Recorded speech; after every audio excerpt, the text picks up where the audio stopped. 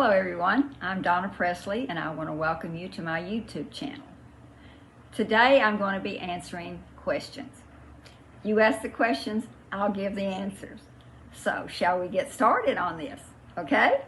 Okay, the first question is from Rebecca. Why did Elvis give that huge ring to Ginger if he wasn't serious about their relationship? Okay, let me say this. He did give her a huge diamond. He took it out of his ring and gave it to her in an engagement ring. They did discuss marriage. They were engaged for a period of time. But at the end there, right before Elvis's passing, he had stated to family and friends that there were people in his life that he felt like were no longer, should not any longer be a part of his life. And not anything to do with them especially or anything wrong. It's just that he felt like that they were not to be a part of his life any longer. And from what I've seen and heard and what the family has said as well, Ginger was one of those people. So I hope that answered your question. He did give her a beautiful ring, but did I believe that they would end up being married? No, I do not. This next one is from Debs. Did Elvis know about his family tree, like that his great-great-great-grandmother was a Cherokee? Yes, he did. He was very proud of that fact. We're all very proud of our native Indian heritage. So he did know and was very pleased with that fact. So I hope that answered your question, Deb. Thank you. Next question is from Lucy. Where did you live growing up with Elvis, and do you remember Cousin Norma? I'm sorry, Lucy, I don't know Norma. I don't. Sorry. And where did I live growing up with Elvis? Okay. I was born and raised in Missouri, and but I spent all my summers at Graceland from the time I was 10 years old. When I was about 14 or 15 years old, my parents had come to pick me up and take me back home to Missouri to go to school. And Elvis took me and my mom and my dad into the dining room, and he told my mom and dad, he said, Aunt Nash, Uncle Earl, we love having Donnie, which is what he always called me, was Donnie. We love having Donnie live with us and stay with us, and we want her to move in and stay with us all the time. And I will send her to school. I'll buy her a car. When she graduates from high school, I'll help her get into whatever field she wants. And so I'm sitting there going, yes, yes, yes. And my dad was okay with it, but my mom went, no. And he said, but Aunt Nash, you know I'll take care of her. And she said, honey, I know you would. That's not it. But she's my little girl, and she needs to come home with me. So I did. However, in 1967, when I was 17 years old, Elvis bought the Circle G Ranch. And in March of that year, he bought it in February. In March of 67, my family and I moved onto the grounds there at the Circle G because my dad started working for Elvis, taking care of the properties at Graceland and at the Circle G. So from 67 to 69, my family and I lived on the Circle G. Well, then he sold the ranch, and so when he did that, he moved us onto the grounds of Graceland behind the house, and we lived in the red and white mobile home that he and Priscilla lived in when they first bought the ranch.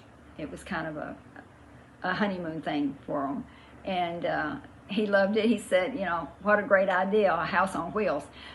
So, you know, that was a novel thing for him, and he thought that was a really cool thing. But that's where we lived, and I lived there with my parents until I grew up and moved out on my own. But I was there every day, and my parents lived there until after they opened it to the public. So it was a long-standing thing. So I hope that answered your question, and that you understand that I lived there my whole life, basically, off and on. This next question is from Julie. Was Elvis going to truly marry Ginger in December of 1977? From everything that I know, and saw and heard, and from family members that are well in the know as well. No, he was not. They were engaged for a period of time, but as I said, he had decided to remove some of the people in his life that felt that no longer he had anything in common with, or that, that it just wasn't working out. So, in my opinion, no, he was not going to marry her in 1977 in December. This next one is from the Piano Fixer. Was Elvis really generous in helping people in need? Absolutely. He was the most generous, caring, loving man I have ever seen in my life. Money, the only thing that money meant to Elvis was what he could do for other people. I have seen him pay hospital bills for people he didn't know. I've seen him pay doctor bills. I've seen him pay for houses, for jewelry, for clothing, for cars. All of those things that you've heard about Elvis and his generosity are all true. He loved to give to people. If he saw someone in need, if he passed somebody on the road and they needed a ride, he'd buy them a car. Anything that he thought would make people happy, because he loved to make people's dreams come true, whether that was big or small. So yes, he was even more generous than people know. So I hope you like that answer, because it's the truth. Okay, this one is from Hillbilly Cat. It's 3 parts. Do you have any memories of Gladys?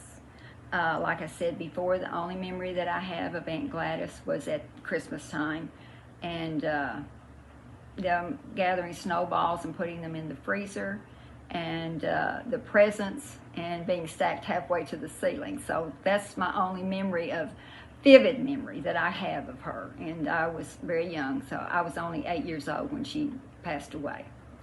So there's the answer to that one. The next one is, do you remember any of Aunt Delta's favorite foods? Well, Aunt Delta grew up in the South like the rest of us. So it was all Southern home-cooked food, meat, potatoes, and vegetables, and usually a dessert of some sort, whether it was banana pudding or tapioca pudding or apple pie or whatever. It was usually a good old Southern food. And the third one is, can you tell us the favorite soap operas of Minnie Mae and Aunt Delta? Well, I never watched soap operas, so it's kind of a hard one, but I know General Hospital has been on for a long time, and I believe that was one of their favorites. And I can't remember the name of the other one, but General Hospital is one of them. So there you go. There's the answer to that. Next question is from, and I'm hoping I'm pronouncing this right. Please forgive me if I'm not. Joran. Have you ever been to Norway? I have. One time. And it was just a really quick in and out, but I would love to come back. So, hopefully that will happen one day soon, because I would really like to come back there. And do you have a favorite song by Elvis? Probably the favorite gospel song is How Great Thou Art. I mean, nobody in the world could sing it like Elvis. And then I have several secular songs. I guess Indescribably Blue. And I know that these are more abstract and not something that's really in the mainstream. There were some that were less well known, but they're favorites of mine. Indescribably Blue, Never Ending, Just Ask Me. So mostly those songs like that. But I mean, I loved most of his songs. Not all of them, but most of them. Anything that Elvis sang, he sang it with his heart and soul and body and every piece of him. So how can you not like most of them, okay? Anyway, thank you for the question, and I hope I answered it to your satisfaction. This next question is from Anastasia. Beautiful name. Can you share a memory of a meal with Elvis and what you had? Well, usually when we had big family dinners, it was around a holiday like Christmas or something. And I don't remember exactly what we ate, but there was always a meat and potatoes, because those are staples of a Southern Southern family cooking. But there was one particular thing, and we'd have vegetables as well and desserts. But I remember one particular thing because I liked it so much, and it was a pear salad. And what it was just taking a leaf of lettuce and putting a canned pear, half of a canned pear onto the lettuce, a tablespoon of mayonnaise with paprika, shredded cheese, and cherries on top. Now, it was very refreshing and very delicious, and that just really stuck out in my mind.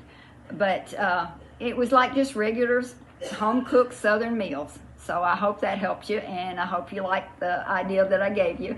You should try the pear salad. It's really, really good. Thank you, Anastasia. This next question is from Sandra. Do you think Vernon would have put Priscilla in charge of Graceland and Lisa's affairs since they had divorced if there had been someone else?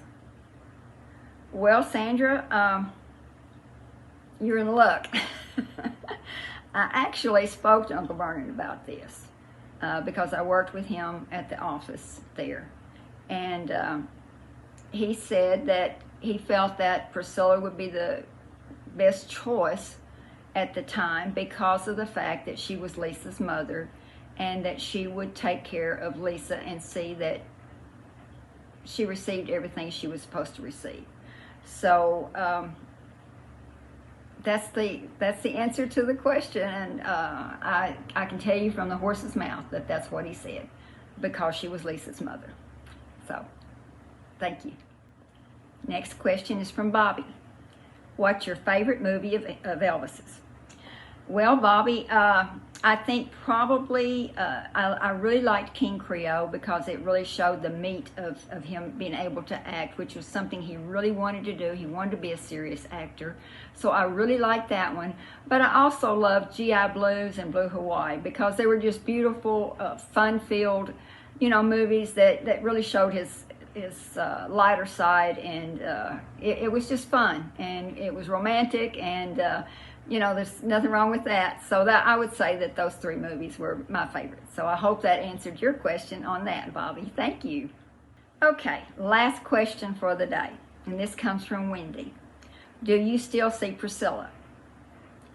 No, I don't. When Priscilla and I were teenagers, we were both at Graceland, and so we hung out together, went places together, did things together, so we were pretty friendly. And then, of course, when they married, she was always around, and so was I. However, after the divorce, she wasn't there, and so I didn't see much of her unless she brought Lisa home, which, to visit with Elvis. But most of the time, Elvis usually sent one of the guys to get Lisa. The last two times that I saw her were when she brought Lisa to visit Uncle Vernon when he was in the hospital in 1979.